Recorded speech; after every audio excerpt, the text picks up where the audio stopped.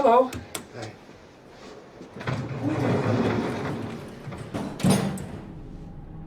Oh, beautiful.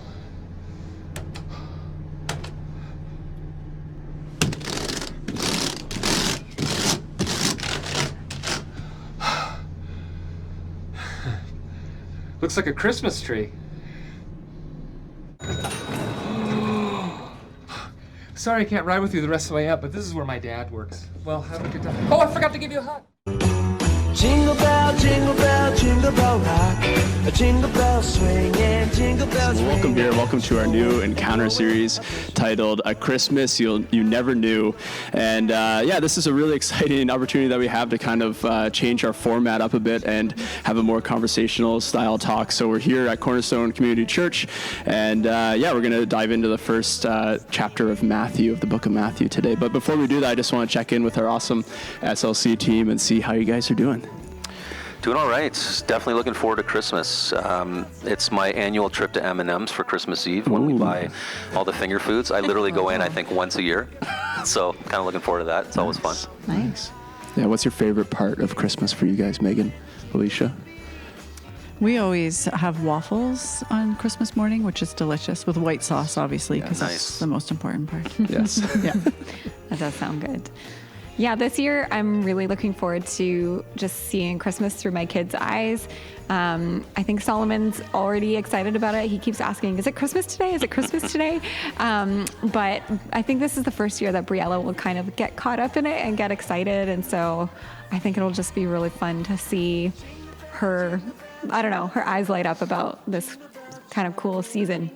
Yeah, that's awesome. Yeah, my favorite part, it's kind of cheesy, but I just love watching all the Christmas movies again, breaking those out of the back of the cupboard. Favorite one is Elf. I kind of love Will Ferrell, but I'm looking forward to this season for sure. But yeah, Alicia, if you want to intro and dive us kind of into the book of Matthew, that'd be great. Sure. Yeah, we oftentimes, even back, in the summer, we were talking about what are our different themes going to be, and Christmas is always kind of special because I don't know, it's just so exciting and fun, right? And so we thought to try something different, as things are very different this year, to give a bit of insight into kind of how we come about looking at Scripture and coming up with different themes and that sort of thing with our different series. And so we've been busy with our small groups, with the guys group and the girls group, looking at the Bible and how to read the Bible. And so we thought we would do that with Matthew 1 and 2. And maybe get a different perspective, a little deeper, a little fuller perspective on when you actually are reading the story. And it's not the typical one that we always hear about, like in Luke. That's kind of the more common part of the story. So we're going to take a look at it from Matthew and go from there. Yeah, and Matthew's account, as you just mentioned, is quite different than Luke, who is writing to a more Greek or Roman audience, but Matthew was a Jewish man writing to a Jewish audience, and so his perspective as a Jewish man was a bit more patriarchal, and so we see that he focuses a lot more on Joseph and his side of the story than on Mary, and you hear a lot more about Mary's perspective in the book of Luke, and it's a little bit more skimmed over in Matthew, and so I think that also makes it just really interesting because Matthew starts off with a genealogy of Jesus. And so it goes back and lists, here are all of his ancestors. And so I think it's really significant to notice that there are 5 women named in that line, which was really unusual to claim any woman in your line. But even specifically these ones, they all have a little bit of scandal attached to them. I would encourage you to check out the stories. And the last one is Mary herself. And so, I think that would be a fun study for you guys to do in your own time if you've got a chance. Because it's great. We need to understand context to be able to understand what we're reading and who is this for. And so we need to ask this important question of what is happening here. And understanding who this was written for is really helpful because we see in the first 2 chapters of Matthew that his goal is to prove that Jesus was the Messiah. And so he, in these first 2 chapters, mentions 5 different prophecies that Jesus fulfills. And so you can see his purpose coming out already just in these first 2 chapters.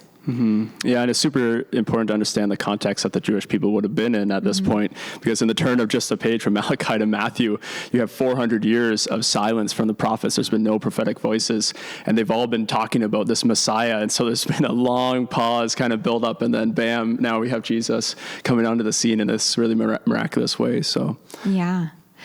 And it's really this long period of waiting, and then all of a sudden Jesus is here. And in Matthew's account, again, we just see more of Joseph's perspective. We see that, Mary's pregnant, and then it goes into, so Joseph was going to divorce her because he was like, this babe is not mine. And an angel appears to him and says, no, you need to marry Mary.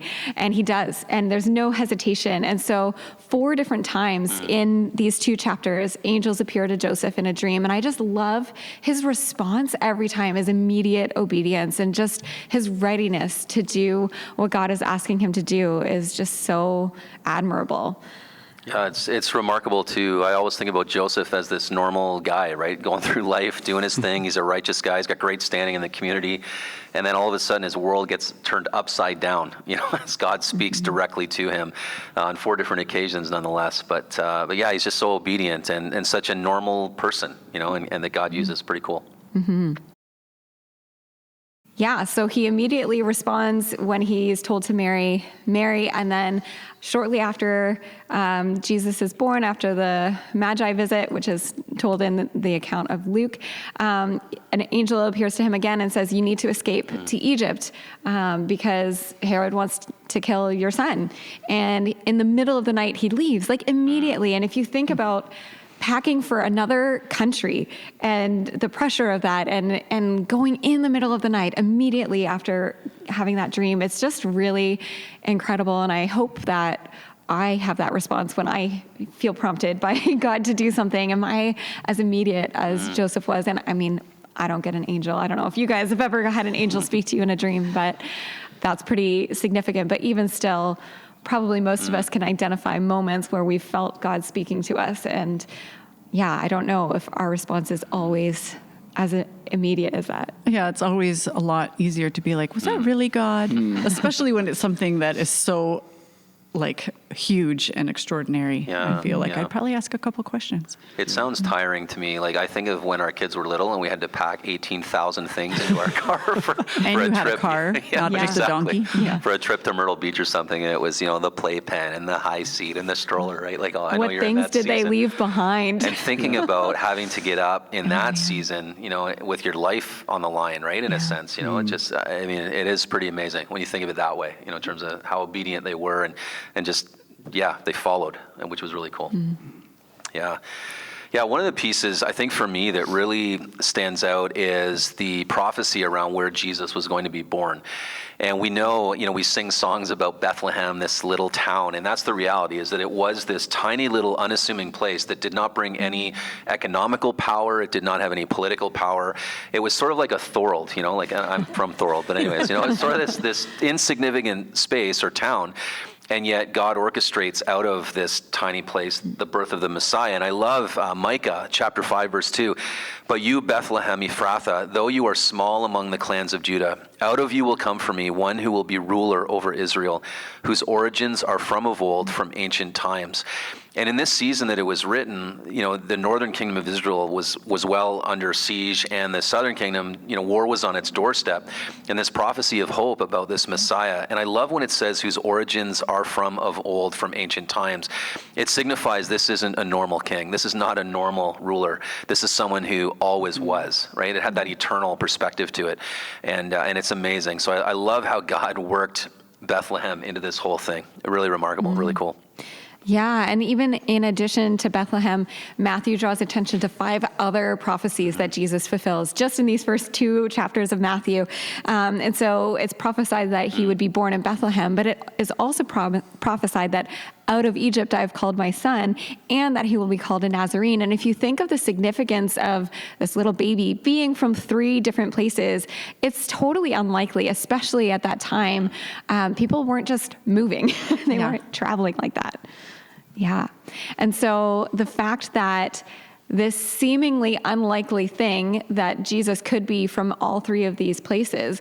God was orchestrating that, and he's so in control. He's a God of detail and order, and he sees such a big picture. And so I think that's just so significant that we can see how God is in control, not only in this story, but also in our own, and you can just see his fingerprints. Yeah, even when it looks like everything's off the rails and going to pot, Jesus and God is right there in it. And he's fulfilling his perfect plan. So that's right. Really cool. And even the fact that they went to Egypt because they were escaping for their lives. And that when they returned, again, another angel appeared to Joseph and said, don't go back to Bethlehem, go to Nazareth. That's where you should settle.